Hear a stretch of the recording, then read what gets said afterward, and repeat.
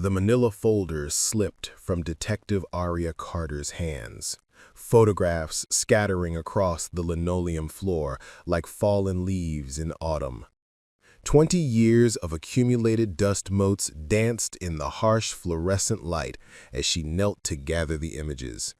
Crime scene photos that had haunted her dreams since she was 12 years old. Her mother's case. The Moonbeam Motel murder that had torn through Crescent Valley, Nevada like wildfire through sagebrush. The call had come at 6:47 a.m. on a Tuesday that felt like any other until it wasn't. Sheriff Martinez's voice carried the weight of 2 decades when he said, "Aria, we got a DNA match. After all these years, we finally got her." But it was the name that stopped her heart. Mrs. Eleanor Whitfield, 73 years old. Elementary school teacher for 42 years. Sunday school instructor, volunteer at the animal shelter. The woman who had organized candlelight vigils for Aria's mother, Diana Carter, back in 2005. The same woman who had knelt beside 12-year-old Aria at the funeral, whispering promises that justice would find its way home. Now, as Aria stared at the arrest warrant in her trembling hands, the fluorescent lights hummed their mechanical symphony above the Crescent Valley Police Department's cramped evidence room. The space smelled of old coffee, dust, and the metallic tang of forgotten dreams. File cabinets lined the walls like sentinels, each one holding pieces of lives interrupted, stories left unfinished. "You don't have to be the one to make the arrest," Martinez had said, his weathered face creased with concern, "given your connection to the case." Connection. Such a clinical word for the way Diana Carter's murder had carved itself into Aria's soul, reshaping everything she thought she knew about justice, about trust, about the thin line between good and evil that ran through every small town in America. The Moonbeam Motel still stood on the outskirts of Crescent Valley, though it had been abandoned for 15 years now. Neon letters hung broken and dark against the desert sky, and weeds pushed through cracks in the parking lot where her mother had been found that cold February morning. Diana Carter, 34, single mother, night shift waitress at the Copper Kettle Diner, had been discovered by a trucker making a bathroom stop. 3 gunshot wounds. No witnesses. No obvious motive. Just another tragedy in a town that collected them like tumbleweeds. Aria picked up the last photograph, a close-up of her mother's face, peaceful in death, dark hair spread across the cracked asphalt like spilled ink.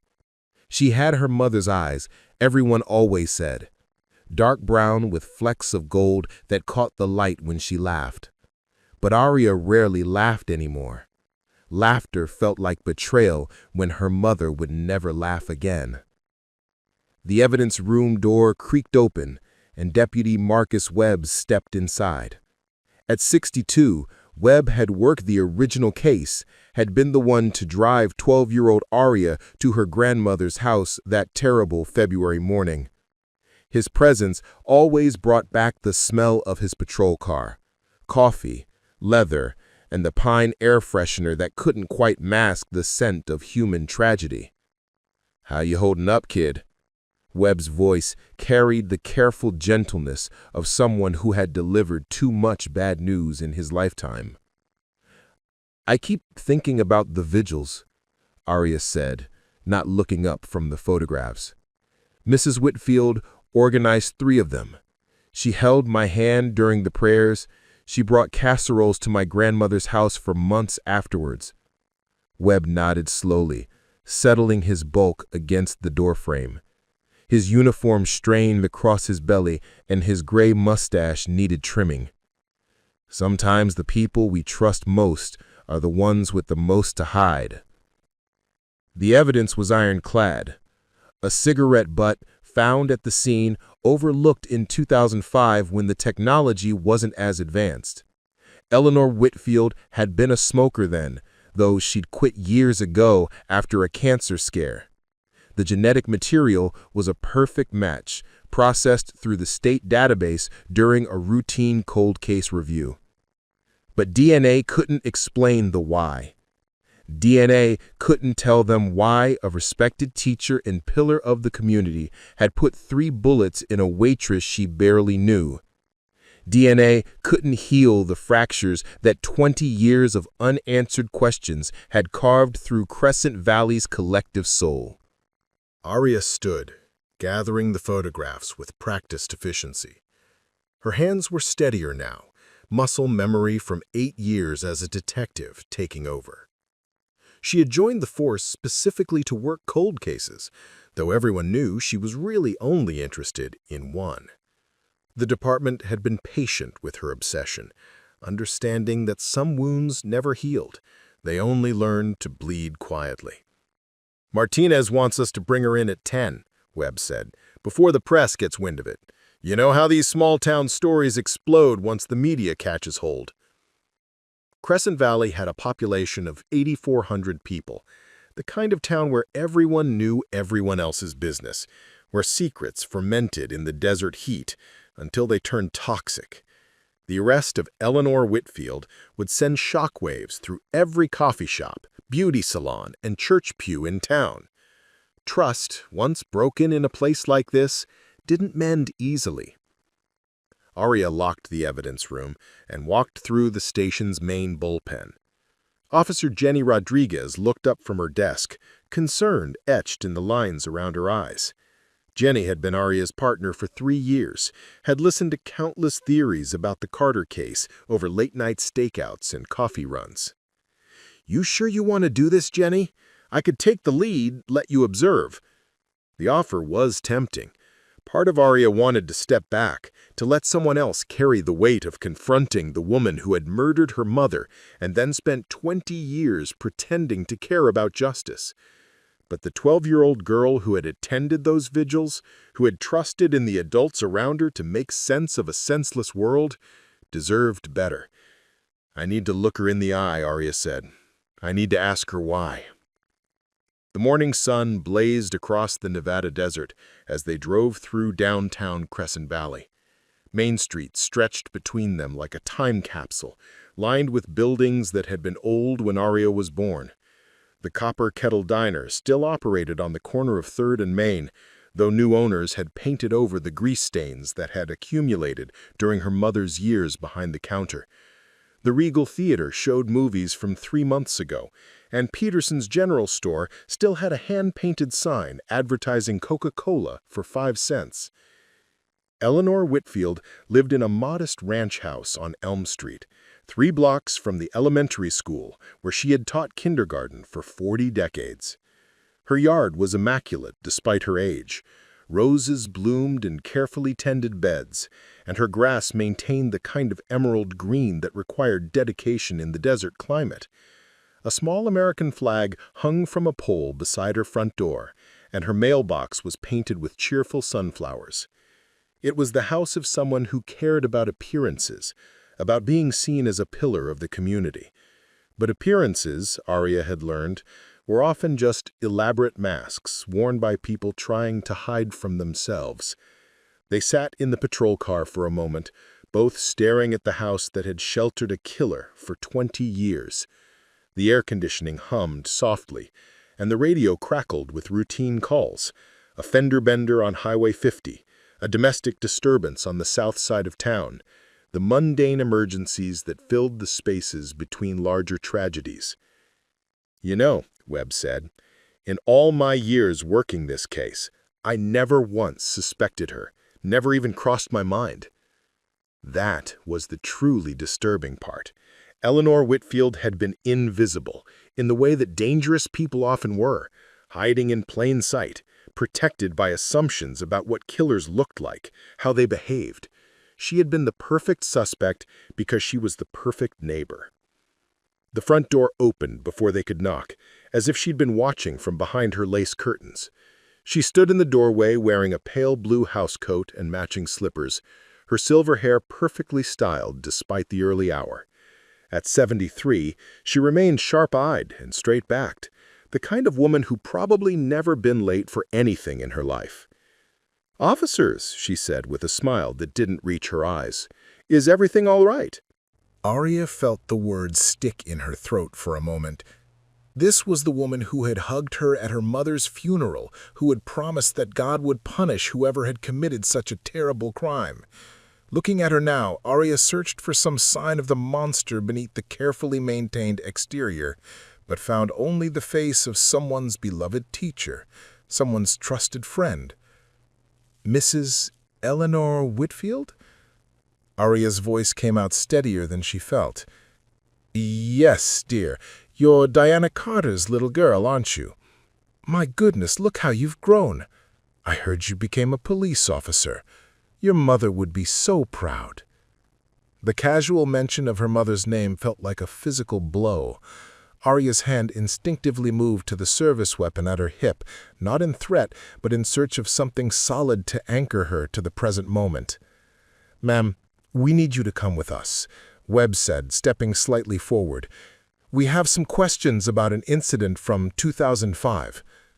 Eleanor's smile faltered for just a fraction of a second, so briefly that someone who hadn't spent 8 years studying criminal behavior might have missed it. But Aria saw it, the micro-expression that betrayed knowledge, fear, guilt. 2005? Eleanor repeated, her voice carefully neutral. "I'm afraid I don't understand. What kind of incident?" "The murder of Diana Carter," Aria said, watching Eleanor's face with the intensity of a hawk studying its prey. "We have new evidence, Mrs. Whitfield, DNA evidence that places you at the scene." The color drained from Eleanor's face so quickly that Aria thought she might collapse right there on her perfectly manicured doorstep. Her hand gripped the door frame for support, and for a moment she looked every one of her 73 years. "I think," Eleanor said slowly, "I should call my lawyer." The Crescent Valley Police Department interview room smelled like disinfectant and desperation, a combination Aria had grown intimately familiar with over her 8 years as a detective. The fluorescent lights cast harsh shadows across Eleanor's face as she sat across the metal table, her perfectly styled silver hair slightly disheveled now, and her pale blue housecoat replaced by the orange jumpsuit of the county jail. Eleanor's lawyer had arrived within the hour, Thomas Morrison, a sharp-faced man from Reno who specialized in defending the kind of people who could afford his services. His presence had immediately shifted the dynamic of the room, injecting legal formality into what had begun as a conversation between neighbors.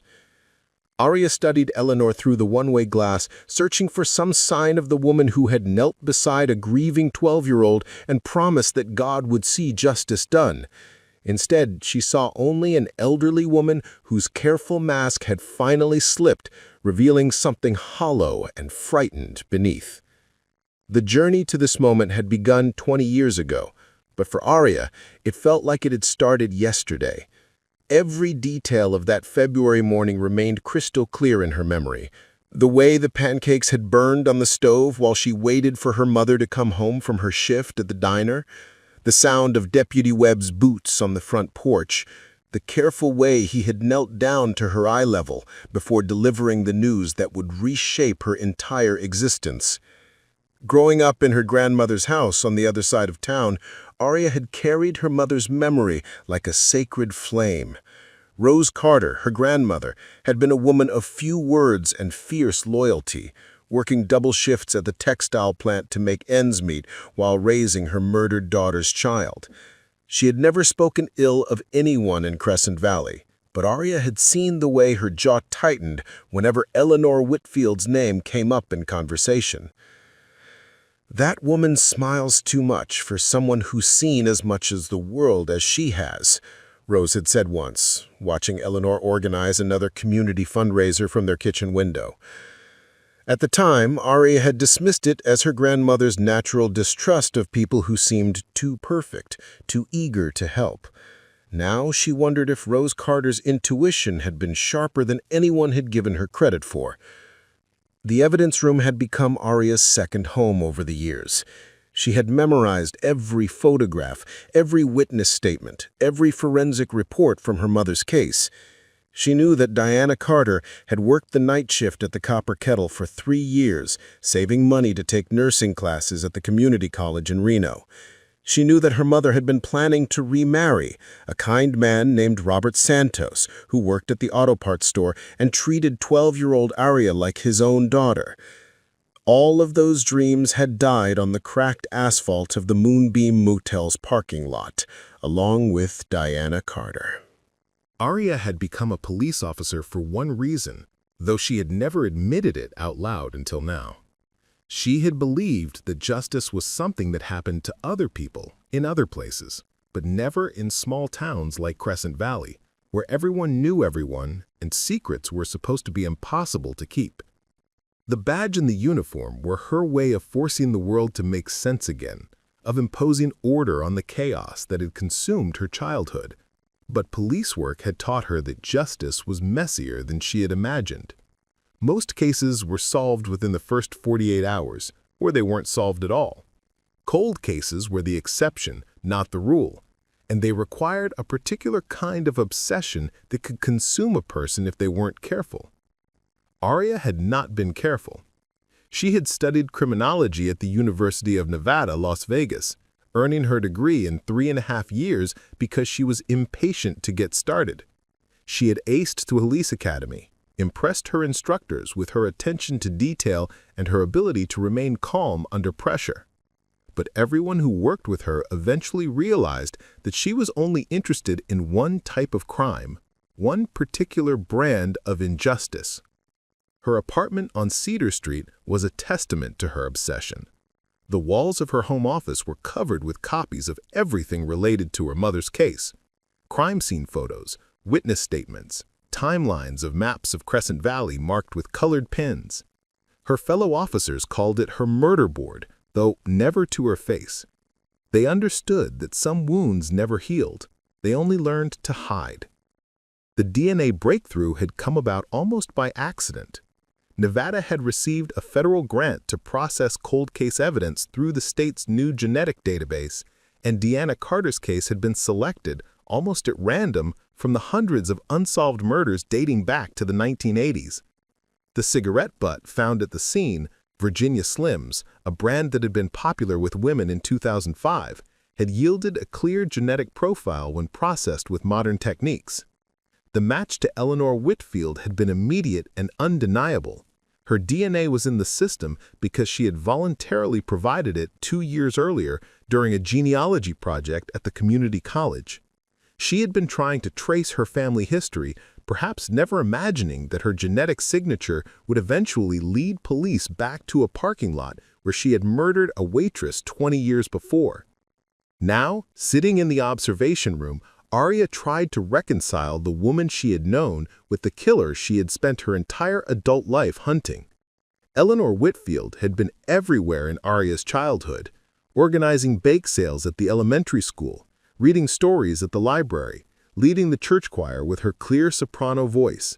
She had been the kind of woman that small towns depend on, the volunteer who showed up for every community event and never asked for recognition. But killers, Aria had learned, rarely looked like monsters. They looked like neighbors and teachers and friends. They looked like people who brought casseroles to grieving families and organized vigils for murder victims. The most dangerous predators were often those who had learned to camouflage themselves within the fabric of ordinary life. The interview room door opened, and Sheriff Martinez emerged, his expression grim. At 58, Martinez had been leading the department for 12 years, ever since the previous sheriff had retired under a cloud of corruption scandals. He had been the one to hire Aria, understanding that her personal connection to an unsolved case could either be a tremendous asset or a career-ending liability. "She's not talking," Martinez said, settling his weight against the wall. "Morrison has her locked down tight, but the DNA evidence is solid, and the district attorney thinks we have enough for an indictment." Aria nodded, though part of her had hoped for a confession, some explanation that would help her understand why her mother had died. The why had always been the missing piece, the question that had kept her awake at night for 20 years. Deanna Carter had been well-liked in Crescent Valley, the kind of woman who remembered customers' names and never forgot to ask about their families. She had no enemies, no debts, no secrets that anyone knew about. "What's the motive?" Aria asked, voicing the question that had haunted every investigator who had worked the case. Martina shrugged. "Maybe we'll never know. Sometimes people kill for reasons that make sense only to them. But motive isn't required for a conviction, just opportunity and evidence. We have both now." Through the one-way glass, Eleanor Whitfield sat perfectly still, her hands folded in her lap like a school child waiting for dismissal. She had not asked for water, or used the bathroom, or shown any of the nervous behaviors that typically accompanied interrogation. Instead, she sat with the patience of someone who had been waiting 20 years for this moment, as if part of her was relieved that the pretending could finally end. Aria had interrogated dozens of suspects over her career, from petty thieves to domestic abusers to drug dealers. She had learned to read the subtle signs of guilt and deception, to recognize when someone was ready to break. But Eleanor Whitfield was different. She sat with the composed dignity of someone who had spent 40 decades managing classrooms full of 6-year-olds, someone who understood that authority was often a matter of appearing unshakable. The phone on Martinez's desk rang, its sharp tone cutting through the tension in the observation room. He answered with his usual gruff efficiency, listened for a moment, then hung up with a heavy sigh. That was the mayor. The story's leaked. Channel 8 News is already setting up in the parking lot, and the Reno Gazette-Journal is sending a reporter. This is about to become a circus. Aria felt her stomach drop. She had hoped they would have more time before the media attention began, more time to process the reality that her mother's killer had been hiding in plain sight for 2 decades. But small-town murder arrests involving respected community members were exactly the kind of story that local news stations lived for. "I should go home," Aria said, suddenly feeling exhausted. "I need to call my grandmother before she hears about this in the news." Rose Carter was 87 now, living in the same house where she had raised Aria, though her memory had become unreliable in recent years. Some days she remembered Diana's murder with crystal clarity. Other days, she forgot that her daughter was dead at all. Aria visited every Sunday, bringing groceries and checking on the house, trying to repay some small portion of the debt she owed for the woman who had saved her from foster care. The drive across town took her past all the landmarks of her childhood, the elementary school where Eleanor Whitfield had taught generations of Crescent Valley children, the library where story time had been held every Tuesday morning, the church with its white steeple that could be seen from every neighborhood in town. It was a tour of innocence lost, of the places where trust had been violated by someone who was supposed to be trustworthy. Rose Carter's house sat on a corner lot on Oak Street, its white paint beginning to peel and its small front yard overrun with desert wildflowers that bloomed without encouragement. Aria found her grandmother in the kitchen, making tea with the careful deliberation of someone whose hands weren't as steady as they used to be. "Aria, sweetheart," Rose said, her face lighting up with recognition. "I was just thinking about you. Did you hear about Mrs. Whitfield? Someone said she was arrested this morning, but that can't be right. She's such a nice lady." Aria sat at the familiar kitchen table, its formica surface scarred by decades of use. This was where she had done homework every evening after school, where she had learned to cook basic meals, where she and her grandmother had talked through the confusion and anger of growing up without a mother. "It's true, Grandma," Aria said gently. "She was arrested for Mom's murder. The police found new evidence." Rose Carter's teacup rattled against its saucer as she set it down. Her faded blue eyes searched Aria's face for some sign that this was a cruel joke, but found only the truth that had been 20 years in coming. "Eleanor?" Rose whispered. "But she organized the vigils. She brought us food. She held your hand at the funeral." The betrayal was written across her grandmother's face in lines of confusion and hurt. Rose Carter had lived in Crescent Valley for 70 years. had believed in the goodness of her neighbors and the safety of her community. Learning that one of the town's most respected citizens was capable of murder would shake the foundations of everything she thought she knew about the world. "I know, Grandma," Aria said, reaching across the table to cover her grandmother's trembling hand. "I know it doesn't make sense. Maybe it never will." They sat in silence for a long time, listening to the kitchen clock tick and the air conditioner cycle on and off. Outside, the afternoon sun blazed across the desert, and life in Crescent Valley continued its familiar rhythms despite the fact that everything had changed. Finally, Rose Carter spoke. "Your mother would be proud of you," she said. "She always wanted to be a nurse, to help people. You became a police officer instead, but it's the same thing, really. Helping people, finding the truth." Aria squeezed her grandmother's hand, feeling the paper-thin skin and the knots of arthritis that made simple tasks difficult. Rose Carter had sacrificed so much to raise her granddaughter, working extra shifts well into her 70s to pay for school clothes and college tuition. She had never remarried after Aria's grandfather died, dedicating herself entirely to the child who had needed her most. "Do you think she did it?" Rose asked suddenly. "Eleanor, I mean. Do you think she really killed Diana?" It was the question that Aria had been avoiding all morning. The DNA evidence was conclusive, but evidence only told part of the story. The woman who had sat in that interview room didn't look like a killer, didn't act like someone capable of executing a waitress in cold blood. She looked like exactly what she was: a retired teacher, a church volunteer, someone's trusted neighbor. But Aria had learned that appearances could be the most dangerous deception of all. "The evidence says she did," Aria replied carefully. "And evidence doesn't lie, even when people do." The Crescent Valley Community Center had never hosted a gathering quite like the one that assembled on Thursday evening following Eleanor Whitfield's arrest. Nearly 300 people packed into the multi-purpose room that usually served for senior citizen exercise classes and high school graduation parties. The air conditioning struggled against the Nevada desert heat and the collective body warmth of an entire town trying to process the impossible. Aria sat in the back row, her detective shield tucked away in her pocket, trying to blend into the crowd she had once considered family. She watched familiar faces twisted by confusion and disbelief. Mrs. Patterson from the grocery store, Mr. Rodriguez, who had coached Little League for 20 years, and the Henderson family who ran the hardware store on Main Street. These were people who had known Eleanor Whitfield as long as they had known each other, who had trusted her with their children and their secrets and their faith in the fundamental goodness of small-town life. Mayor Patricia Hendricks stood at the front of the room, her usually perfect hair showing signs of stress, and her voice carrying the strain of someone who had spent 2 days fielding calls from reporters. At 64, she had been Crescent Valley's mayor for 8 years, elected on promises of economic development and preserving the town's family-friendly character. She had never imagined that her administration would be defined by the arrest of one of the community's most beloved figures.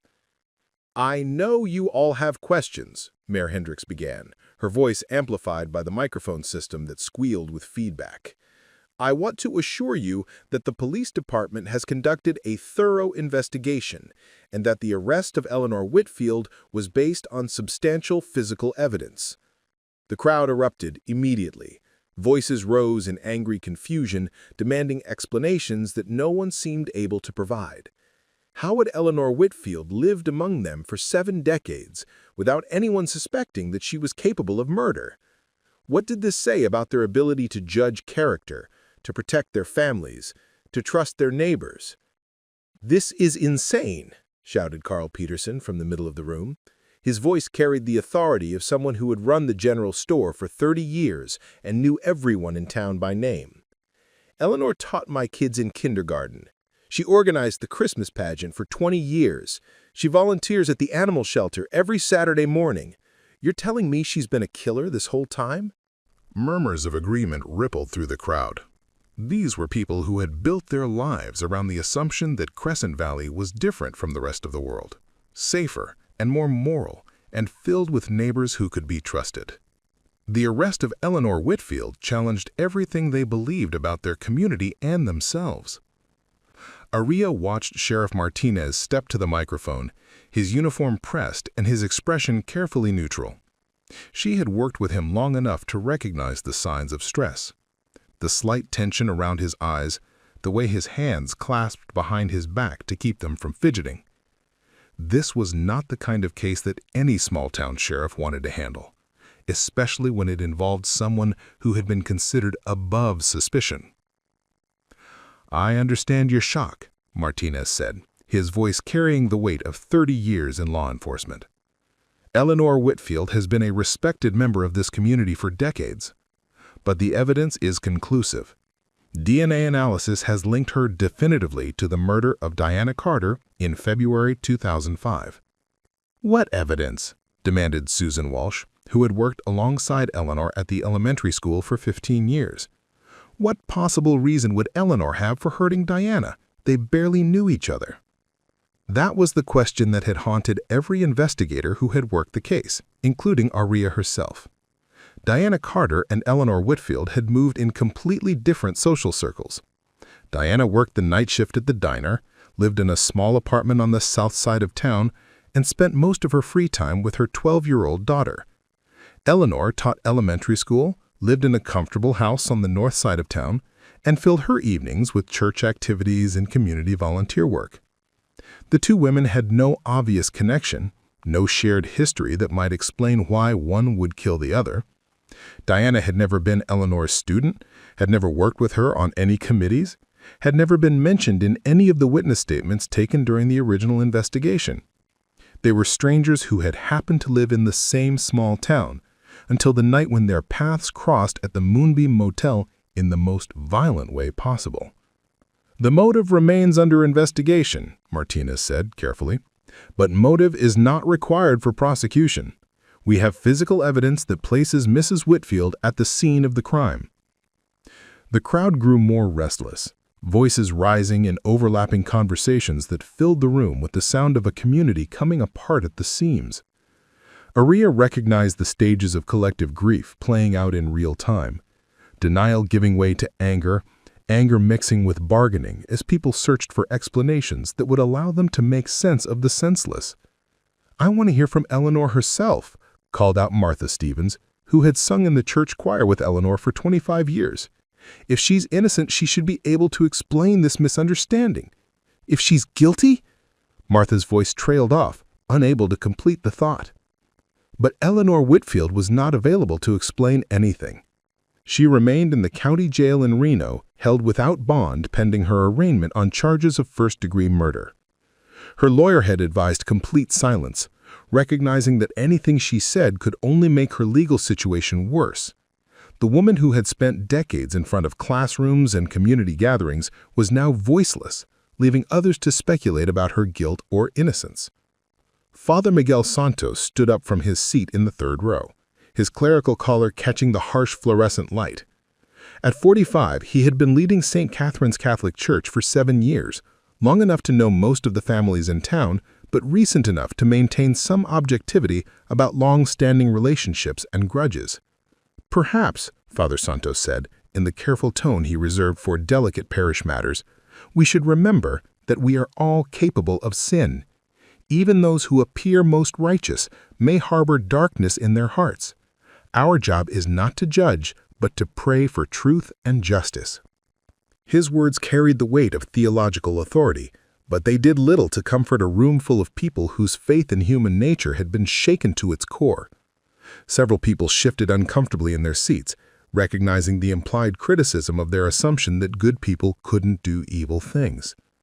Aria found herself thinking about her own journey from that 12-year-old girl who had believed in the essential goodness of adults to the 32-year-old detective who had seen enough human cruelty to fill several lifetimes. The transformation had been gradual but complete, eroding her capacity for trust one case at a time until she approached every relationship with professional skepticism.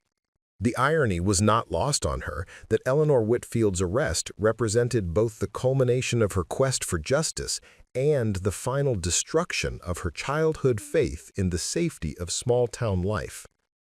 She had spent 20 years believing that her mother's killer was a stranger who had passed through Crescent Valley like a desert storm, leaving destruction in his wake before disappearing forever.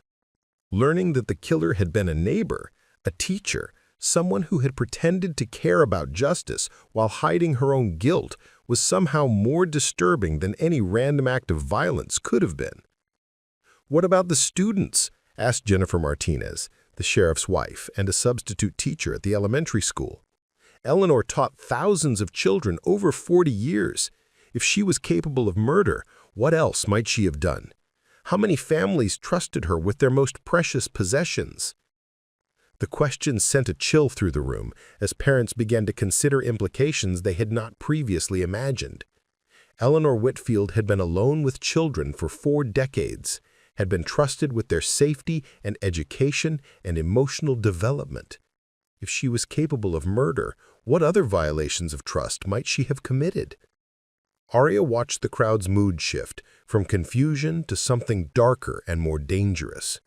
She had seen it before in other communities faced with similar revelations, the way collective shock could transform into collective rage, the way people who had been victimized by deception sometimes turned their anger on anyone associated with the deceiver. "We need to be careful about making assumptions," Mayor Hendricks said, recognizing the dangerous turn in the room's emotional temperature. "There is no evidence that Mrs. Whitfield ever harmed any children. The charges against her relate specifically to the murder of Diana Carter." But the seed of doubt had been planted, and Aria could see it taking root in the faces around her.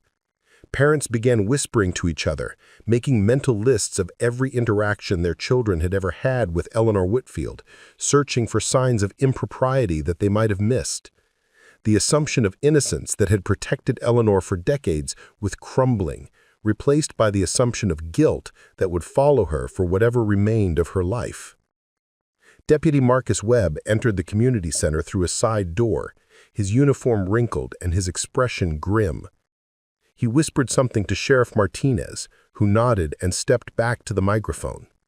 "I'm sorry to interrupt, but I've just received word that Channel 8 News will be broadcasting a special report on the Whitfield arrest tonight at 11 p.m. I want to remind everyone that this is an ongoing investigation and that speaking to reporters could compromise our ability to bring this case to trial." The warning was too late.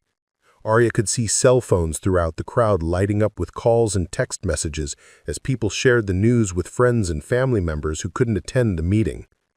By morning, she knew every detail of Eleanor Whitfield's life would be under scrutiny by journalists looking for a story that would explain how a beloved teacher had hidden her capacity for murder for so long. As the meeting began to break up into smaller conversations, Aria made her way toward the exit, hoping to escape before anyone recognized her as the daughter of the murdered woman. But she was stopped by a hand on her shoulder and turned to find Robert Santos, the man who had planned to become her stepfather before Diana Carter's death ended those dreams. At 57, Robert still worked at the auto parts store, though his hair had gone completely gray and his face showed the lines of someone who had carried grief for 20 years. He had never married after Diana's death, had never even dated seriously, as if preserving his loyalty to a woman who could no longer return his love. "Aria," he said softly, his eyes filled with the kind of pain that never fully healed. "I heard you were the one who made the arrest. That must have been difficult." She nodded, not trusting herself to speak about the surreal experience of handcuffing the woman who had organized her mother's funeral. Robert had been like a father to her during those brief months before the murder, had taught her to change a tire and helped with her math homework, and promised to walk her down the aisle at her wedding someday.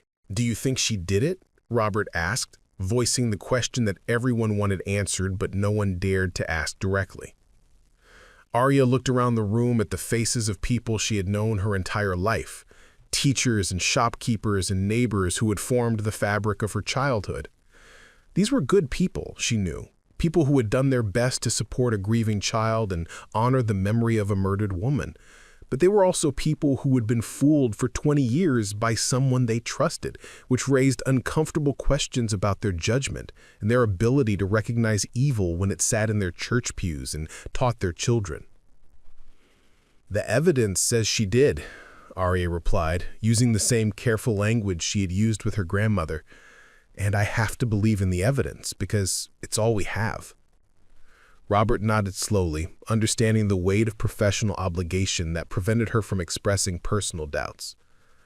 They stood in comfortable silence for a moment, two people bound together by their shared loss and their shared confusion about how justice had finally arrived in such an unexpected form. The community center slowly emptied as people drifted back to their homes, carrying with them a burden of knowledge that would reshape every conversation and every assumption for months to come. Aria walked to her car through the parking lot where she had attended basketball games and school plays and community potluck dinners, places where Eleanor Whitfield had always been present, always helpful, always ready with a smile and a kind word. The next morning brought a media circus that Crescent Valley had never experienced before. News vans from Reno and Las Vegas lined Main Street, their satellite dishes reaching toward a cloudless desert sky. Reporters with perfect hair and expensive cameras interviewed anyone willing to talk about Eleanor Whitfield, collecting sound bites that would be edited into 30-second segments about the shocking arrest of a beloved teacher. Aria avoided the downtown area, choosing instead to drive the back roads that wound through the desert surrounding the town. She needed space to think, distance from the chaos that had consumed the place she had once considered home. The landscape here was harsh but honest, sagebrush and Joshua trees and red rock formations that had withstood millions of years of wind and weather without pretending to be anything other than what they were. Her cell phone rang as she sat on a boulder overlooking the valley where Crescent Valley spread out like a child's toy village. Sheriff Martinez's name appeared on the screen, and she answered with the weary resignation of someone who had learned that good news rarely came by phone. "We have a problem," Martinez said without preamble. "Eleanor's lawyer is claiming that the DNA evidence was contaminated. He's filing motions to have it thrown out, and he's demanding an independent analysis of the cigarette butt." Aria felt her stomach drop. After 20 years of waiting for justice, the possibility that a legal technicality might set her mother's killer free was almost unbearable. She had seen it happen before in other cases, guilty defendants walking free because of chain of custody issues or contaminated evidence or procedural errors that had nothing to do with actual guilt or innocence. "How strong is his argument?" she asked, though she wasn't sure she wanted to hear the answer. "Strong enough to be troubling," Martinez admitted. "The evidence was stored for 20 years in conditions that weren't ideal. The chain of custody documentation has some gaps, and there's no video surveillance of the evidence room from 2005. Morriston is a good lawyer, and he knows how to exploit weaknesses in old cases." The implications were staggering. If the DNA evidence was thrown out, they would have nothing else to connect Eleanor Whitfield to Diana Carter's murder. No witnesses, no motive, no physical evidence beyond the cigarette butt that might not be admissible in court. Eleanor Whitfield could walk free, returning to her comfortable house and her community volunteer work as if nothing had happened. "There's something else," Martinez continued, his voice heavy with reluctance. "We've been getting calls all morning from people who want to report suspicious behavior by Eleanor over the years. Parents who thought she was too strict with certain children, neighbors who remember arguments they never mentioned before, church members who claim they always felt something was off about her. It's like everyone suddenly remembers reasons to distrust her." Aria recognized the phenomenon from other high-profile cases. Once someone was publicly accused of a serious crime, people began reinterpreting every past interaction through the lens of guilt. Innocent behavior was reframed as suspicious, normal conflicts were elevated to sinister significance, and the benefit of the doubt that had protected the accused for years evaporated overnight. "Are any of the reports credible?" she asked. "Hard to say. Most of it sounds like hindsight bias to me, but we have to follow up on everything. The district attorney wants us to build the strongest possible case before this goes to trial." Aria ended the call and sat in the desert silence, watching hawks circle over the valley below. The arrest of Eleanor Whitfield was supposed to bring closure to her mother's case, but instead it had opened new questions about the nature of truth and justice and the reliability of human judgment. If the DNA evidence was thrown out, would she spend the rest of her life knowing who had killed her mother but being unable to prove it in court?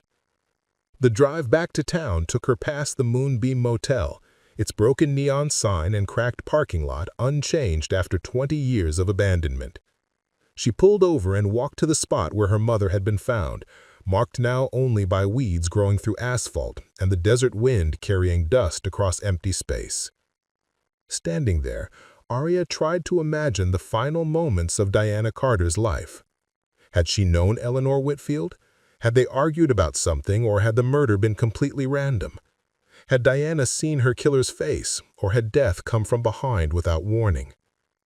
The questions that had tormented her for 2 decades remained unanswered, and she was beginning to understand that they might always remain unanswered. Justice, she had learned, was not the same thing as understanding.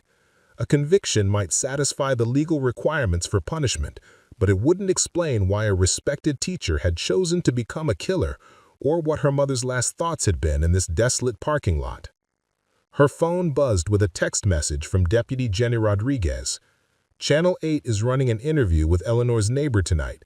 Says she saw Eleanor burning papers in her backyard fire pit around 10 o'clock Sunday night. Thought you should know. The text sent a chill through Aria that had nothing to do with the desert wind. If Eleanor had been destroying evidence, it suggested a level of premeditation and awareness of guilt that complicated the image of a confused elderly woman caught up in circumstances beyond her control. It suggested someone who had been carefully managing her secrets for 20 years, always ready to protect herself if the truth ever came too close. That evening, Aria sat in her apartment watching the news coverage with the same fascination and revulsion that people feel when observing car accidents. The neighbor, Mrs. Dorothy Klein, spoke to the camera with the breathless excitement of someone who had suddenly become important to a major story.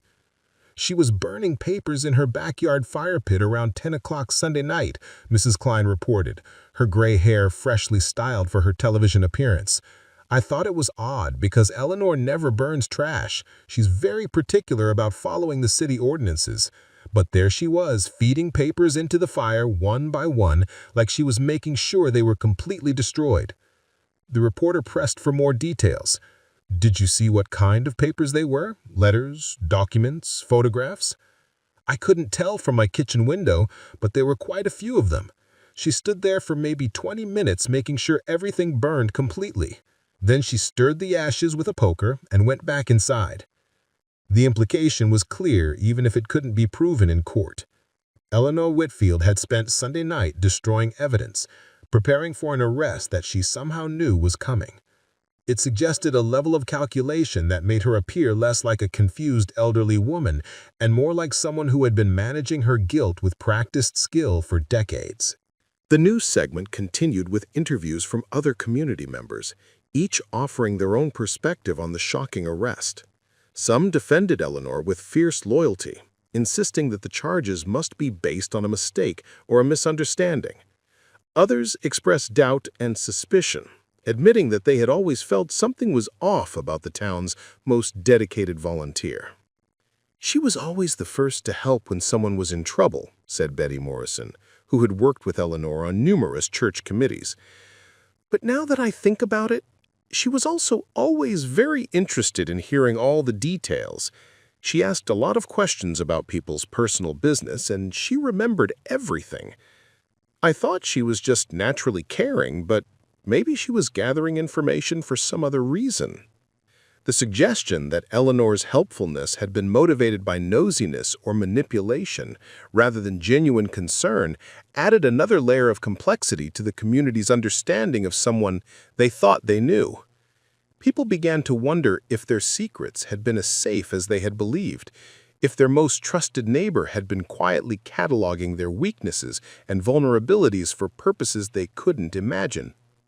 Aria turned off the television, unable to watch any more speculation about the woman who had killed her mother. The media coverage was turning Eleanor Whitfield into a character in a true crime story, reducing her to a collection of suspicious behaviors and neighborhood gossip. But Aria needed to understand her as a person, to find some explanation for why a teacher who had dedicated her life to children had chosen to murder a waitress she barely knew. The next morning brought news that would change everything again. Sheriff Martinez called at dawn with information that made Aria's blood run cold. "We found something in Eleanor's house," he said, his voice tight with controlled anger. The search warrant turned up a safety deposit box key hidden in her bedroom. "We opened the box yesterday, and you need to see what was inside." Aria met Martinez at the bank, where they were escorted to a private room containing the contents of Eleanor Whitfield's safety deposit box. The items were spread across a conference table like evidence from a crime scene, which in many ways they were. Newspaper clippings about Diana Carter's murder, carefully preserved in plastic sleeves and organized by date. Photographs of the funeral, including several that showed 12-year-old Aria standing beside her grandmother's grave. Copies of police reports that should not have been accessible to the public. And most disturbing of all was a manila envelope containing what appeared to be personal items that had belonged to Diana Carter. A bracelet Aria remembered her mother wearing, a small notebook filled with her handwriting, a photograph of Aria that had been taken just weeks before the murder. "How did she get these?" Aria whispered, her hands shaking as she recognized her mother's belongings. "We don't know yet, but it's clear that Eleanor was obsessed with your mother's case. She kept souvenirs, documented every development, tracked every detail of the investigation. This wasn't a random killing, Aria. This was personal." The discovery transformed everything they thought they knew about Diana Carter's murder. This wasn't a crime of opportunity or a case of being in the wrong place at the wrong time. Eleanor Whitfield had targeted Diana Carter specifically, had taken trophies from her victim, and then spent 20 years documenting the aftermath of her crime with the same careful attention she had once devoted to her students' progress reports. But the most chilling discovery was yet to come. At the bottom of the safety deposit box, wrapped in tissue paper like a cherished keepsake, was a small digital recording device, the kind that had been popular in the early 2000s for recording meetings and interviews. Martinez inserted the device into a portable player, and Eleanor Whitfield's voice filled the small room, younger and stronger than it was now, but unmistakably hers. The recording was time-stamped February 14, 2005, the night Diana Carter was murdered. "She didn't understand," Eleanor's recorded voice said, speaking to someone who didn't respond, or perhaps to herself. "She thought she could just take him away, start a new life like the past didn't matter. But some people can't be allowed to have happiness when others have lost everything." The recording continued for several more minutes, Eleanor's voice growing more agitated as she spoke about injustice and betrayal and the need to prevent some unspecified catastrophe. She mentioned Diana by name, referring to her as that woman and the homewrecker and someone who doesn't deserve happiness. But the most disturbing of all were the references to him, a man whose identity wasn't clear from the context, but who seemed to be at the center of Eleanor's obsession. "He was mine first," Eleanor's recorded voice insisted. 40 years I waited. 40 years I was patient and faithful and good. Then she shows up with her pretty smile and her sad story, and suddenly he forgets everything we meant to each other. But I won't let her steal my future. Some sins can't be forgiven. The recording ended abruptly, leaving Aria and Martinez staring at each other across the conference table. The voice of the woman who had comforted a grieving 12-year-old now revealed itself as the voice of a killer consumed by jealousy and rage. Who was she talking about? Aria asked, though part of her was beginning to suspect the answer.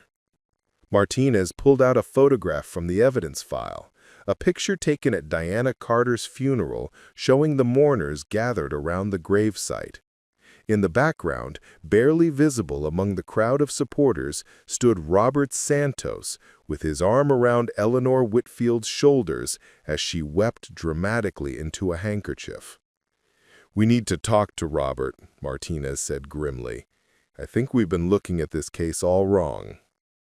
Robert Santos sat in the same interview room where Eleanor Whitfield had maintained her silence just days before, but his demeanor was completely different. Where Eleanor had projected calm defiance, Robert radiated the nervous energy of a man whose carefully constructed life was about to collapse around him.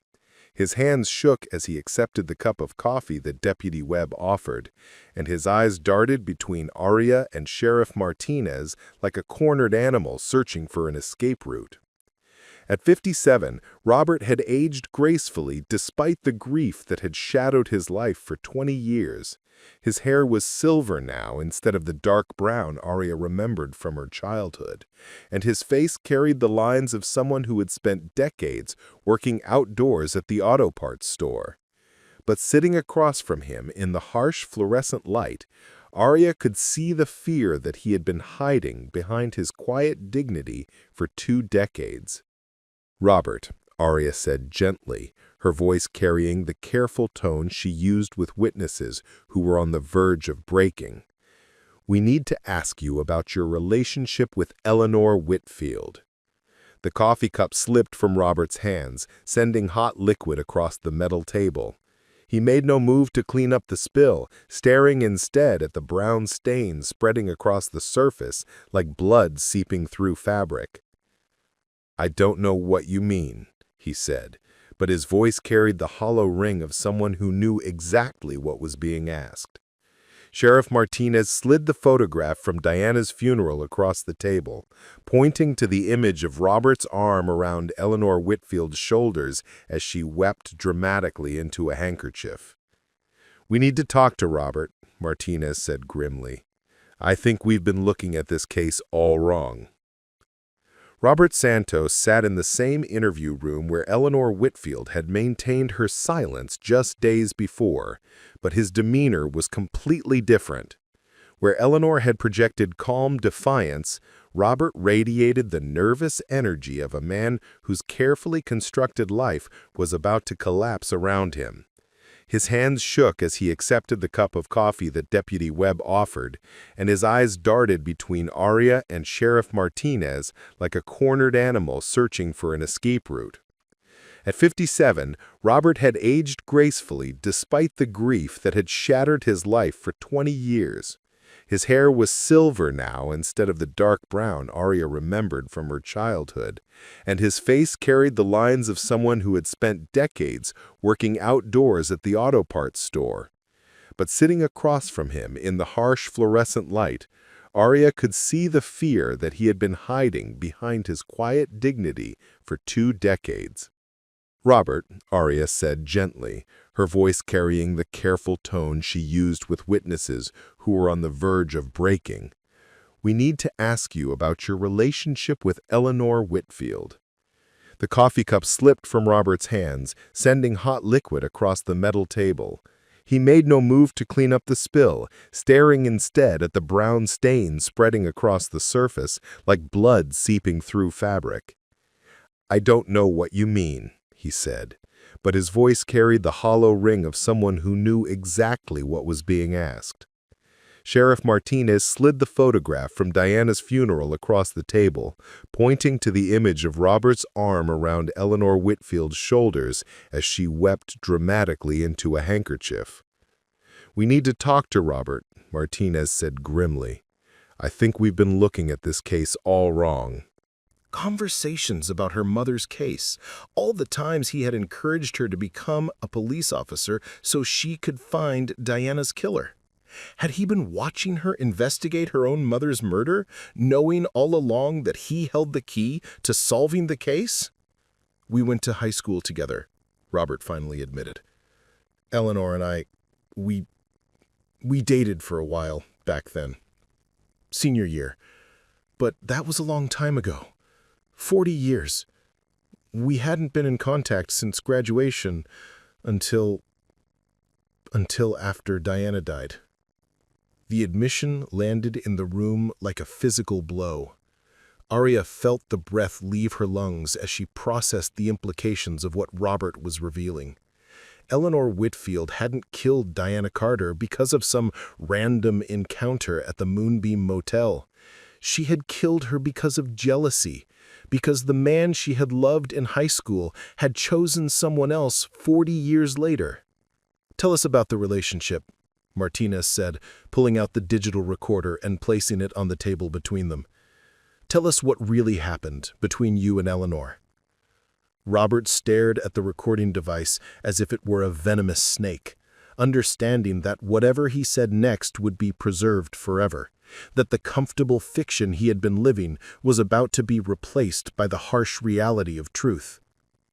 "We were kids," he said, his voice barely above a whisper. "Eleanor and we were together senior year of high school. We talked about getting married after graduation. Maybe moving to Reno or Las Vegas, starting a life together.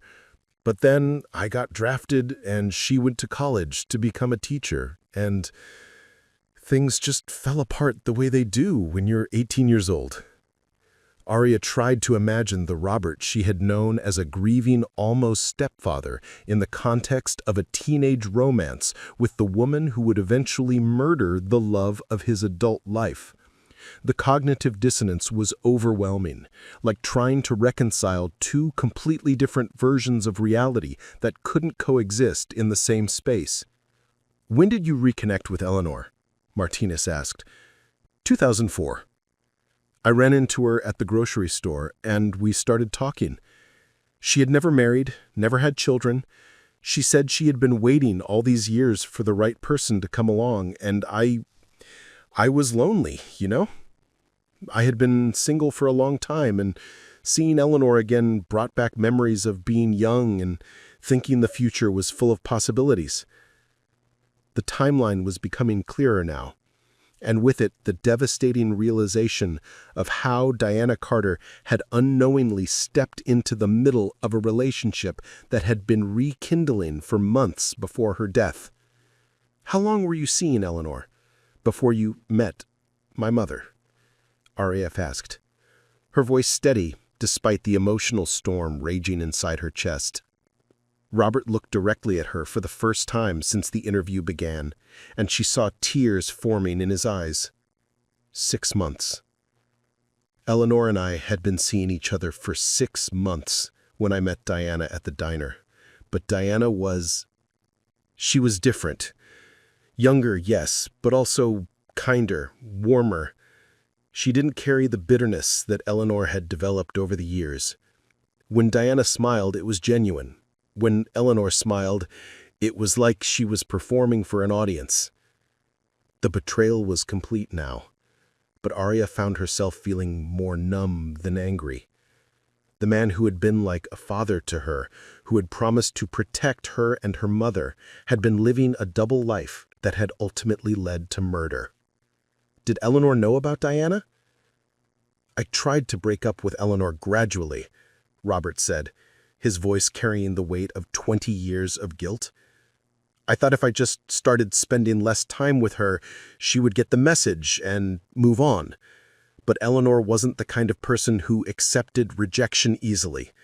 She had convinced herself that we were meant to be together, that our reconnection was fate bringing us back to fulfill the promise we had made as teenagers. So she knew about Diana," Aria said. Not really a question, but a statement of the obvious truth that had been hiding in plain sight for 2 decades. Robert nodded miserably. "She followed me sometimes. I didn't realize it at first, but later I understood that she had been watching me, learning my routines, figuring out where I went when I wasn't with her. She knew about Diana before I ever officially broke up with her." The image of Eleanor Whitfield stalking Robert and Diana was deeply disturbing, transforming the retired teacher from a person who had committed a single act of violence into someone who had engaged in systematic harassment and surveillance.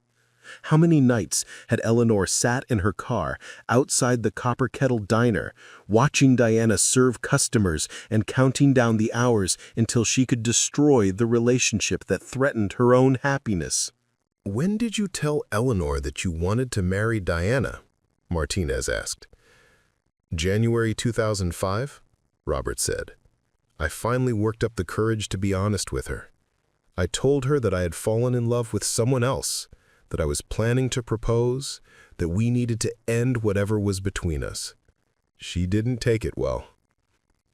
That was clearly an understatement. The recording they had found in Eleanor's safety deposit box suggested that she had taken Robert's rejection as a devastating betrayal that justified extreme revenge. In her mind, Robert belonged to her because of their teenage romance 4 decades earlier, and Diana Carter was an intruder who needed to be eliminated. "What did Eleanor say when you broke up with her?" Robert was quiet for a long time, staring at his hands as if the answers might be written on his palms. When he finally spoke, his voice was so quiet that Martinez had to lean forward to hear him. "She said that if she couldn't have me, no one could. She said that some people didn't deserve happiness and that God would punish those who stole what belonged to others.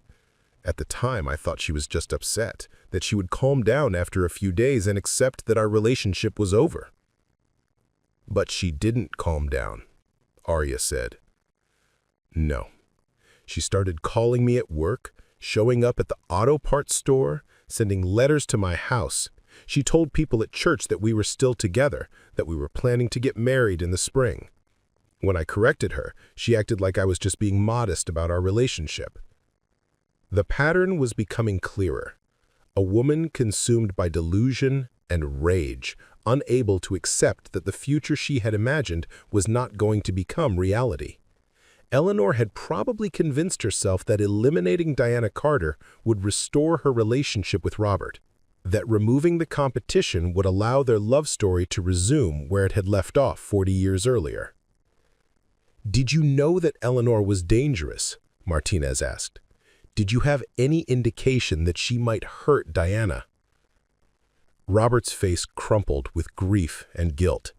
"He should have known," he said. "There were signs, but I ignored them because I didn't want to believe that someone I had cared about could be capable of violence. Eleanor started talking about Diana in ways that scared me, calling her names, making threats that I thought were just angry words. But I should have taken it more seriously. I should have warned Diana."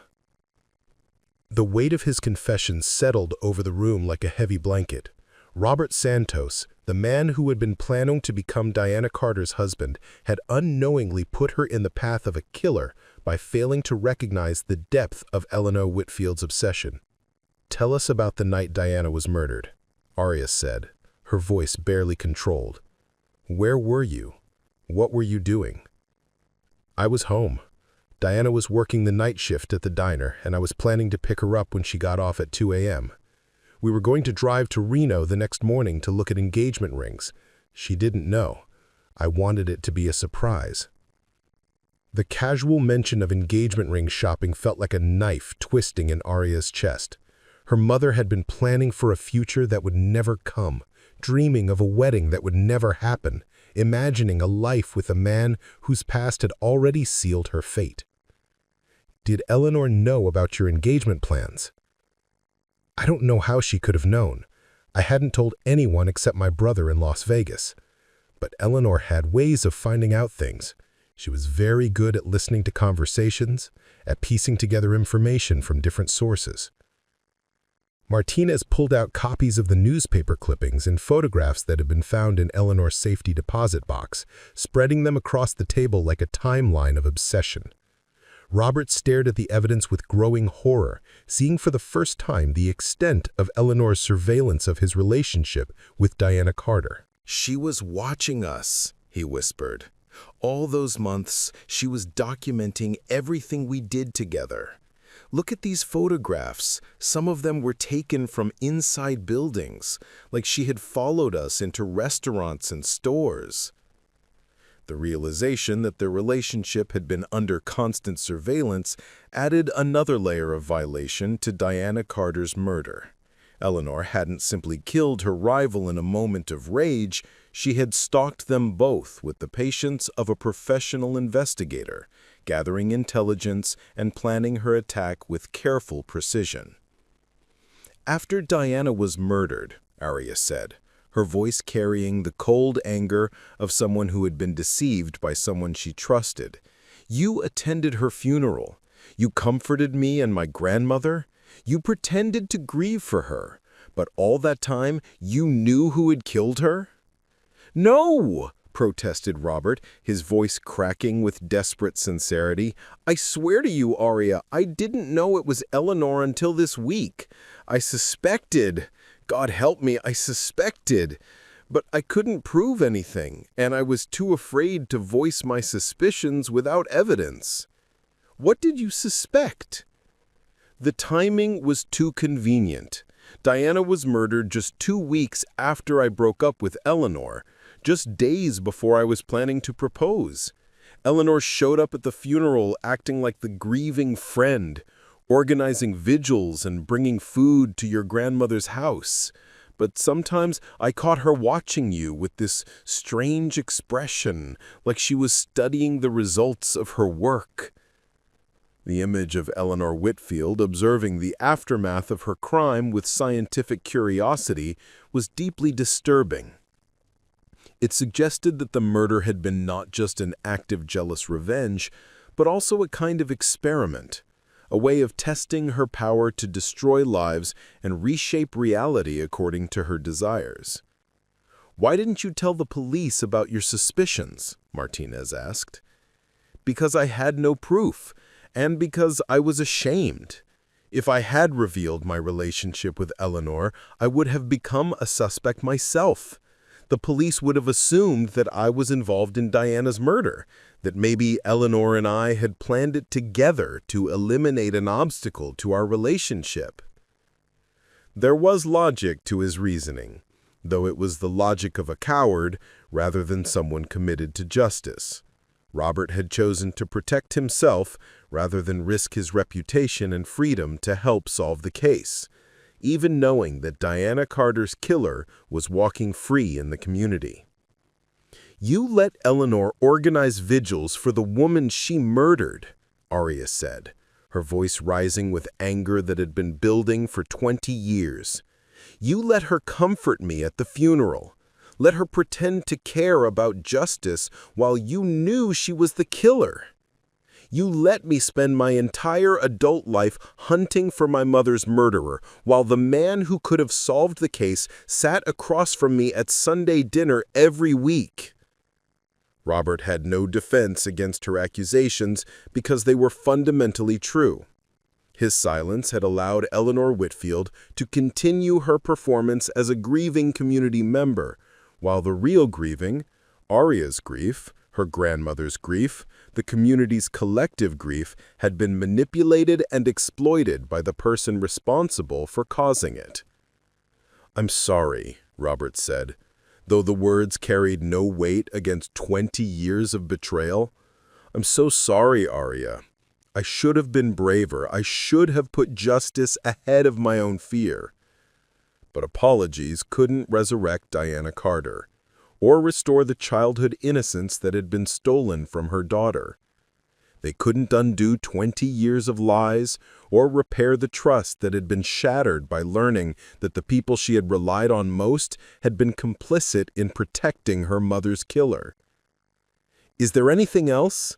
Any other information you've been keeping to yourself that might be relevant to this case?" Robert shook his head, looking like a man who had been emptied of everything that once defined him. "Just, Eleanor called me the night she was arrested. She said that she had always loved me, that everything she did was for us. She said that Diana was a mistake that needed to be corrected, and now we could finally be together the way we were meant to be." The final revelation was perhaps the most chilling of all. Even after 20 years, even facing life in prison for murder, Eleanor Whitfield still believed that killing Diana Carter had been justified. She still imagined that Robert would choose her over justice, that their teenage romance could be resurrected from the ashes of the life she had destroyed. As the interview concluded and Robert was led away to face his own charges, accessory after the fact, obstruction of justice, failure to report a crime, Aria sat alone in the interview room, processing the complete transformation of everything she had believed about her mother's death. The story she had told herself for 20 years was a lie. Diana Carter hadn't been the victim of a random crime or a case of being in the wrong place at the wrong time. She had been murdered by a woman consumed with jealousy over a relationship that had ended 4 decades earlier, killed because she represented happiness that Eleanor Whitfield couldn't tolerate in others. But perhaps more devastating than learning the truth about Eleanor was learning the truth about Robert, the man she had considered a father figure. The person she had trusted with her grief and her dreams of justice had spent 20 years lying to her about the most important thing in her life. He had sat through countless conversations about the case, had listened to her theories and her frustrations, had comforted her when leads went nowhere, all while knowing exactly who had killed her mother and why. The betrayal was complete and crushing, but it was also illuminating. Aria finally understood why the case had remained unsolved for so long, why every lead had seemed to evaporate, why the investigation had never focused on the right suspects. The key witness had been protecting the killer, and the killer had been hiding in plain sight, protected by the community's assumption that evil people look different from beloved teachers and dedicated volunteers. 6 months after Eleanor Whitfield's conviction for first-degree murder, Crescent Valley was still learning to live with the knowledge that evil could wear the face of kindness. The trial had been a media sensation, drawing reporters from across the country who were fascinated by the story of a beloved teacher who had hidden her capacity for murder behind 40 years of community service. The courthouse in Reno had been packed every day with residents of the small town, people who came to witness the final chapter of a story that had defined their community for 2 decades. Aria sat in her grandmother's kitchen on a Sunday morning in late August, watching Rose Carter arrange flowers in a mason jar with the careful attention of someone whose hands were no longer as steady as they once were. At 87, Rose had declined rapidly after Robert Santos's arrest and confession, as if learning the full truth about her daughter's murder had finally given her permission to let go of the vigilance that had sustained her for 20 years. "I always thought there was something off about that man," Rose said, not looking up from the wildflowers she had picked from her overgrown garden. "Robert, I mean. He was too eager to help, too interested in staying close to our family. I should have trusted my instincts." The kitchen was filled with the scent of coffee and the desert wildflowers that bloomed without encouragement in Nevada's harsh climate. Through the window, Aria could see the Elm Street neighborhood where Eleanor Whitfield had lived for decades, her house now standing empty with a for sale sign planted in the front yard like a grave marker. Eleanor had been sentenced to life in prison without the possibility of parole, the judge citing the premeditated nature of the crime and the defendant's complete lack of remorse during the trial. At 73, she would almost certainly die in prison, spending whatever remained of her life in a 6x8 cell that was probably smaller than the kindergarten classroom where she had once taught children to read and write. Robert Santos had accepted a plea agreement that would send him to prison for 5 years on charges of accessory after the fact and obstruction of justice. His lawyer had argued for leniency based on his cooperation with the investigation and his lack of direct involvement in the murder, but the judge had been unmoved by appeals for mercy. 20 years, Judge Patricia Morrison had said during Robert's sentencing. For 20 years, you allowed a killer to walk free in your community while a grieving family searched for answers you could have provided.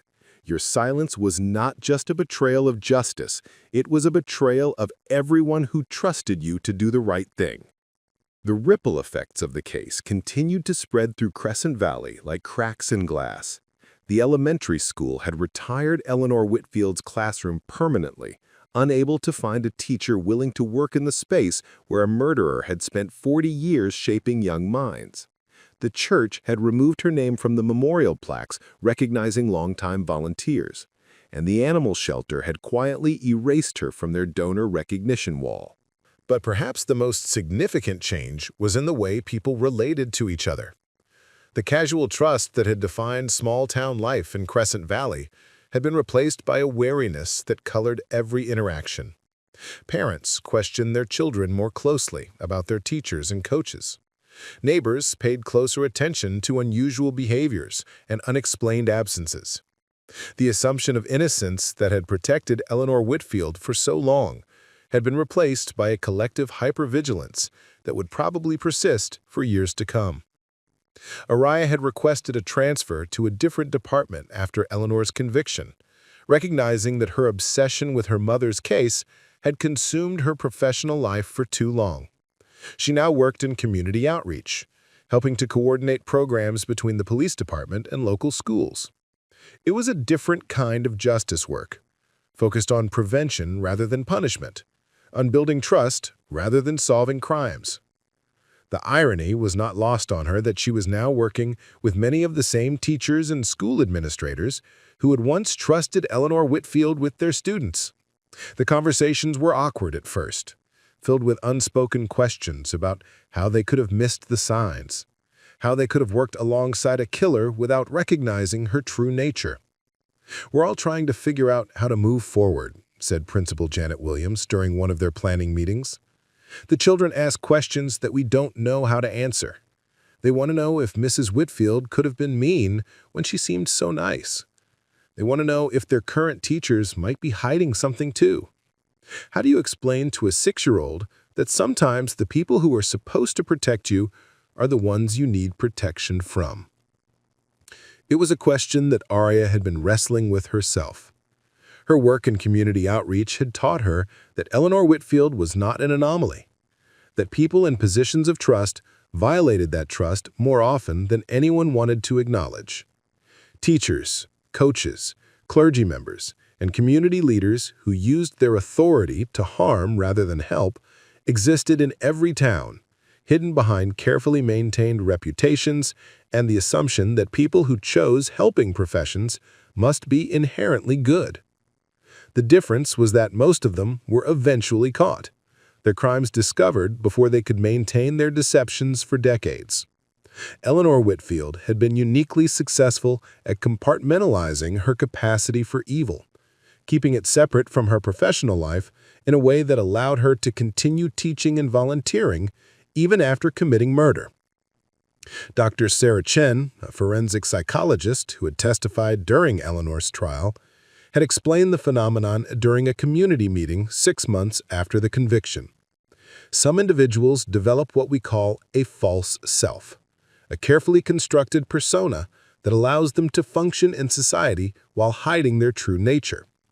Eleanor Whitfield spent decades perfecting this false self, becoming so skilled at playing the role of a caring teacher that she may have convinced even herself that she was fundamentally good. The explanation provided some intellectual framework for understanding what had happened, but it didn't heal the emotional wounds left by discovering that someone they had trusted was capable of murder. Parents struggled with guilt over having left their children in Eleanor's care. Former students wondered if their positive memories of kindergarten were now tainted by association with a killer. Community members questioned their own judgment and their ability to recognize danger when it wore a familiar face. The Moonbeam Motel had finally been demolished in the spring, its broken neon sign and cracked parking lot replaced by a small memorial garden where people could come to remember not just Diana Carter, but all the victims of violence whose cases remain unsolved. Aria had spoken at the dedication ceremony, her voice parrying across the desert wind as she addressed the crowd of neighbors and reporters and curiosity seekers. "My mother was not just a statistic. She was someone's daughter, someone's love, someone's hope for the future. She worked hard to provide for her family, and she dreamed of becoming a nurse so she could help heal other people's pain. Her life mattered, and her death matters, and the fact that justice took 20 years to find her doesn't diminish the importance of never giving up. The memorial garden had become a gathering place for the families of other unsolved cases, people who came to leave flowers and notes and to draw strength from being around others who understood their particular brand of grief. Aria visited every few weeks, not to mourn, but to remember why she had chosen police work in the first place. Not for revenge, but for the possibility that truth could eventually surface, even from the deepest darkness. Her relationship with her grandmother had deepened in the months following the trial, as if sharing the complete truth had finally allowed them to grieve together properly.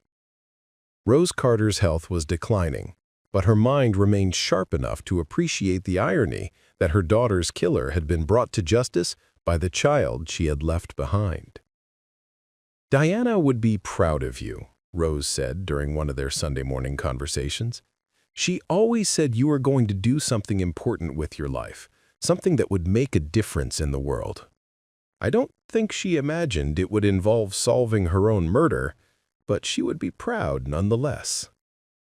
The words carried weight because they came from someone who had known Diana Carter better than anyone, who had watched her struggle to build a life as a single mother, and who had seen her happiness when she found love with Robert Santos. Rose's approval meant more than any commendation or recognition she might receive from her professional colleagues. The house on Elm Street where Eleanor Whitfield had lived remained unsold despite being priced below market value.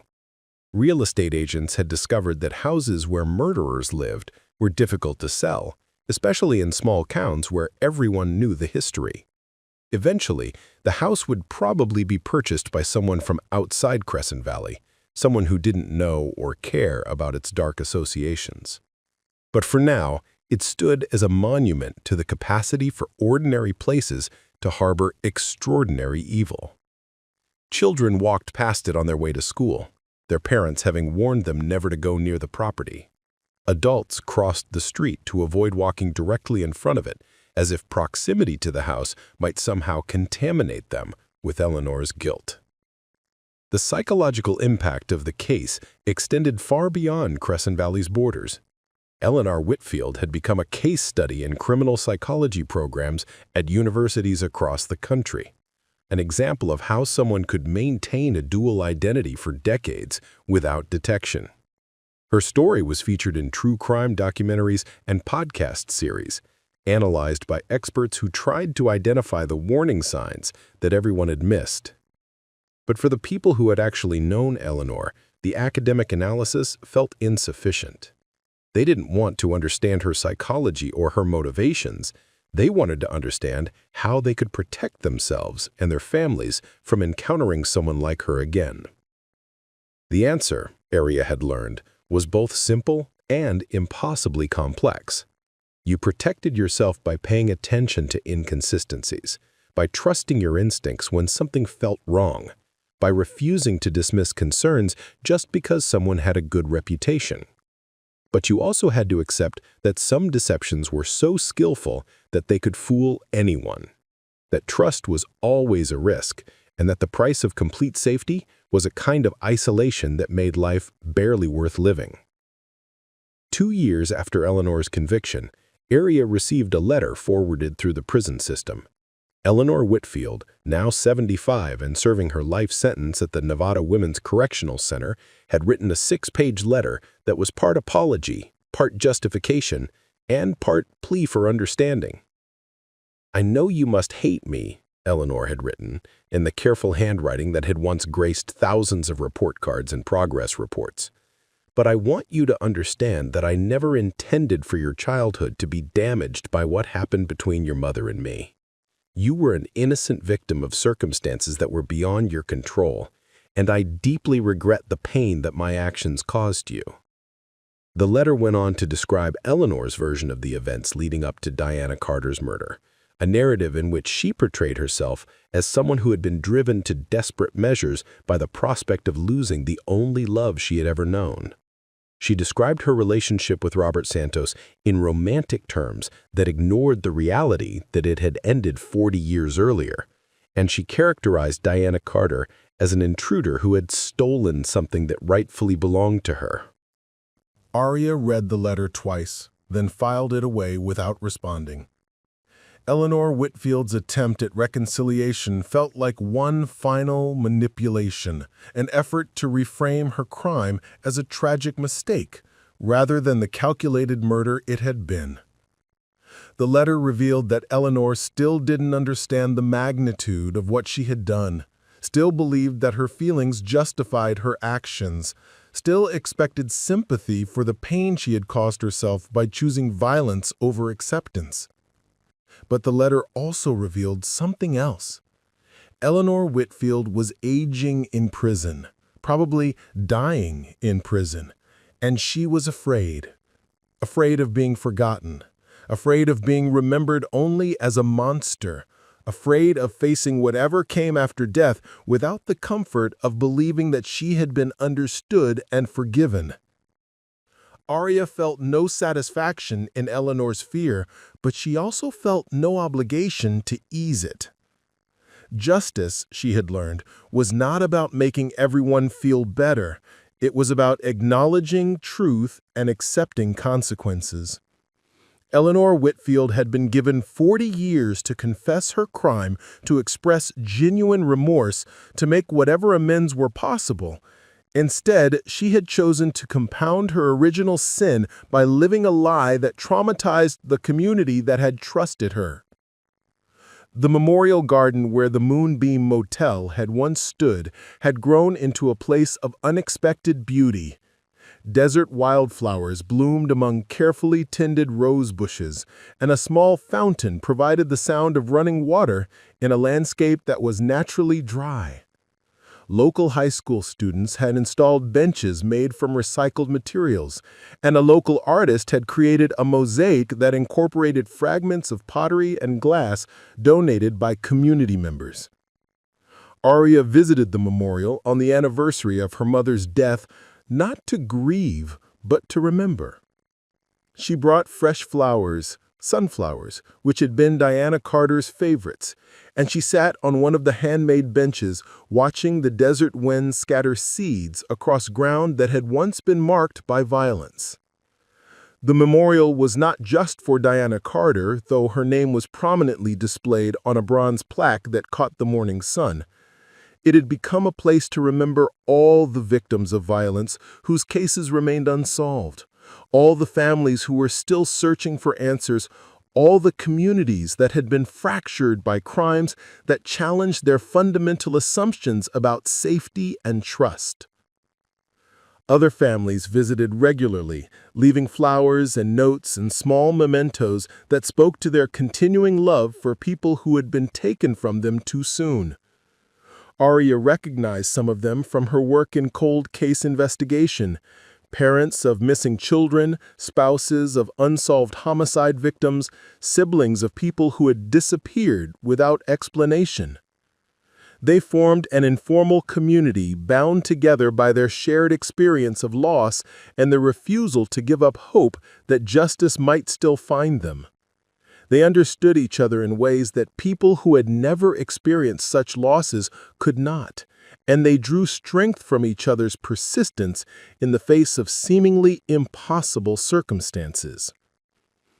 This epilogue follows Detective Aria Carter's journey over 20 years as she transforms personal tragedy into a career dedicated to solving cold cases and helping communities heal from violent crimes.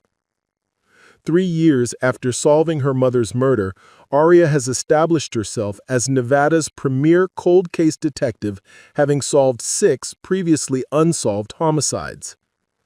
At a Nevada State Police Academy graduation, she serves as guest speaker, addressing new officers about the patience required for justice.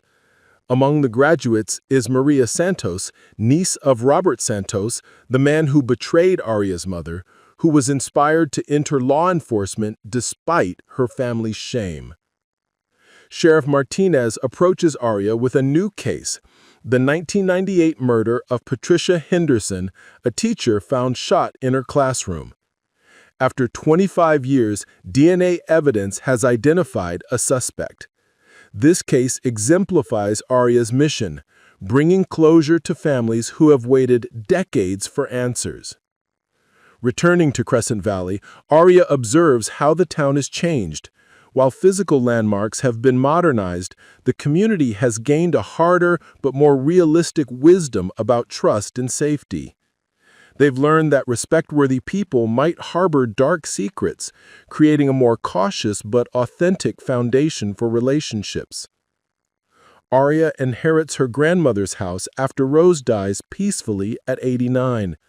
The home becomes a gathering place for families of unsolved cases, hosting monthly meetings for a group called The Persistent. Led by Margaret Walsh, whose daughter disappeared 12 years earlier, the group grows from 5 to 30 members who support each other and pressure law enforcement to reopen cold cases. A Netflix documentary crew arrives to film The Teacher's Secret, a true crime investigation. Initially reluctant, Aria agrees to participate when she learns profits will benefit murder victims' families. The interview takes place in the Memorial Garden, where the Moonbeam Motel once stood. Director Sarah Kim asks thoughtful questions beyond the sensational aspects. Aria emphasizes that her mother was more than a victim. She was a woman with dreams of becoming a nurse who wanted to heal others' pain. The conversation explores themes of trust, betrayal, community healing, and how the case influenced Aria's detective work. The documentary receives critical acclaim 9 months later, praised for sensitive victim treatment and thoughtful exploration of how communities cope with shocking crimes. It inspires other communities to examine their assumptions about trust and safety, leading to tips that help solve other cold cases. Eleanor Whitfield dies in prison at 78 from diabetes complications, having served 7 years of her life sentence. Aria receives official notification but feels neither satisfaction nor sadness. Eleanor had become irrelevant, a solved problem rather than a source of continuing pain. Eleanor's possessions include only basic items, books, photographs, and a prison journal. She requested everything be destroyed upon her death, with no family contact, a final act of isolation from someone whose crimes had severed all community connections. Crescent Valley Elementary School dedicates a new library funded partly by donations from families whose cold cases were solved. Aria, now 42 and chief of detectives for the Regional Cold Case Unit, speaks about education and critical thinking as defenses against deception. Ironically, she stands where Eleanor Whitfield once announced school events. Principal Williams proposes establishing the Diana Carter Memorial Scholarship for students pursuing law enforcement or victim advocacy careers. The first recipient is Maria Santos, who graduated top of her police academy class and is pursuing forensic science training. The scholarship ceremony occurs in the same library where Eleanor once read to kindergarten students, now filled with hope rather than hidden darkness. Aria notes that while Diana never became the nurse she dreamed of being, she continues healing wounds through the work growing from her memory. Aria's cold case unit has solved over 40 previously unsolved murders, attracting national attention. She travels to conferences teaching other detectives effective techniques for pursuing justice for long-forgotten victims. The unit's success is measured not just in conviction rates, but in restored faith that truth can prevail over deception and communities can heal from devastating betrayals. The Memorial Garden becomes a pilgrimage site for murder victims' families nationwide. They come to leave flowers and notes, drawing strength from a community that refused to be permanently damaged by violence and connecting with others who shared their particular grief and determination. On the 20th anniversary of Diana Carter's murder, nearly 1,000 people gather in the Memorial Garden. The ceremony honors Diana and all victims whose cases were solved through investigator persistence. Attendees include solved case families, cold case officers, and community members who learned valuable lessons about trust, judgment, and mutual support. As the sun sets over the Nevada desert, Aria addresses the crowd. Justice is not a destination, it's a journey that requires patience, courage, and willingness to keep searching for truth even when it seems impossible to find. She emphasizes that giving up is the only real failure. Remaining in the memorial garden as stars appear, Aria reflects on her transformation from a naive 12-year-old who believed justice was simple and immediate to a woman understanding its complexity while never abandoning its fundamental importance. She spent her adult life pursuing justice not just for her mother, but for all victims whose stories deserved telling and whose killers needed accountability. She feels the presence of those who supported her journey. Grandmother Rose, who taught persistence. Deputy Webb, who showed law enforcement as a calling. Sheriff Martinez, who provided career opportunities. And even Robert Santos, whose betrayal taught that forgiveness was possible even when trust couldn't be restored. Most importantly, she feels Diana Carter's presence. The young mother who worked night shifts, dreamed of nursing, found love with someone who seemed trustworthy, and whose life was cut short by someone who confused jealousy with love and violence with justice. Whispering to the desert wind, Aria fulfills her childhood promise. I kept my promise, Mom. I found the truth, and I made sure that justice found its way home. The story concludes with a coyote call in the distance, a sound both mournful and hopeful, representing everyone who has loved someone they couldn't protect but refused to stop remembering. This epilogue demonstrates how personal tragedy can be transformed into meaningful service to others, how communities can heal and grow stronger from devastating betrayals, and how persistence in pursuing justice honors victims while helping survivors find purpose and peace.